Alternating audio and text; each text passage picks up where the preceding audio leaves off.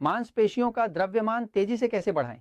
जब आप किसी मांसपेशी का व्यायाम कर रहे होते हैं, मान लीजिए कि यह एक मांसपेशी है ना, एक मांसपेशी। जब आप इसका व्यायाम करते हैं तो उस मांसपेशी में कुछ सूक्ष्म चीरे पड़ जाते हैं। तो आप व्यायाम करते हैं और जो दर्द होता है, जो कि लैक्टिक एसिड के कारण हो सकता है, इसका मतलब है कि वहां चीरा पड़ा है, यानी मांसपेशी के कुछ हिस्से जैसे थोड़ा थोड़ा टूट गए हैं, है ना। और ये शरीर को एक संदेश देता है कि उसे और अधिक मांसपेशी बनानी है ताकि उस हिस्से को बदल सके और उसे मजबूत कर सके, है ना। अब मांसपेशी और सख्त और बड़ी होने लगती है ना। असल में शरीर में जो हो रहा है वह ये है कि वह एनाबॉलिक प्रक्रिया को सक्रिय कर रहा है। एनाबॉलिज्म क्या है? एनाबॉलिज्म नई ऊतक टिश्यू के निर्माण की प्रक्रिया है। जब आप अधिक मांसपेशी बनाना चाहते हैं तो आप एनाबॉलिज्म निर्माण को बढ़ाना चाहते हैं, क्योंकि आप अधिक निर्माण करना चाहते हैं। अब एनाबॉलिक प्रक्रिया के विपरीत प्रक्रिया होती है जिसे कैटाबॉलिक कहा जाता है। कैटाबॉलिक का मतलब होता है विनाश, तोड़ना।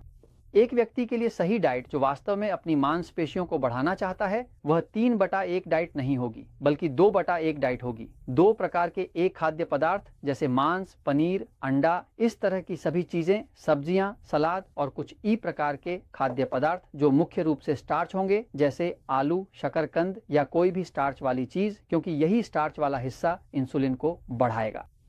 और इंसुलिन की जरूरत होती है ताकि यहाँ जो वसा है या जो वसा मांस, पनीर, अंडे आदि में है वह भी शरीर में शामिल हो सके। जो लोग अपनी मांसपेशियों को काफी बढ़ाना चाहते हैं, उन्हें अपने प्रोटीन, वसा और कार्बोहाइड्रेट के सेवन को बढ़ाना चाहिए। वसा को भी अच्छी तरह से बढ़ाना जरूरी है ना। तो मूल रूप से 3/1 वाली डाइट जिसमें हमारे पास वसा की एक अच्छी मात्रा होगी, वसा, प्रोटीन, है ना। यहाँ हमारे पास सब्जियां और सलाद होंगी और यहाँ हमारे पास ऐसे खाद्य स्रोत होंगे जिनमें अधिक स्टार्च हो ताकि इंसुलिन बढ़ सके, क्योंकि मांसपेशी बनाने के लिए इंसुलिन की जरूरत होती है।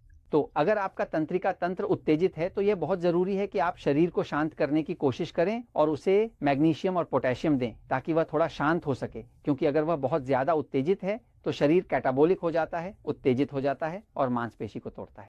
इसे रोकने के लिए यदि आपका तंत्रिका तंत्र उत्तेजित है तो मैग्नीशियम और पोटेशियम का सप्लीमेंट लें। यदि आपका तंत्रिका तंत्र शांत है तो चिंता की जरूरत नहीं, बस व्यायाम करें और आहार को इन 3 हिस्सों के बीच संतुलित करें, क्योंकि आहार ही हमेशा जीतता है।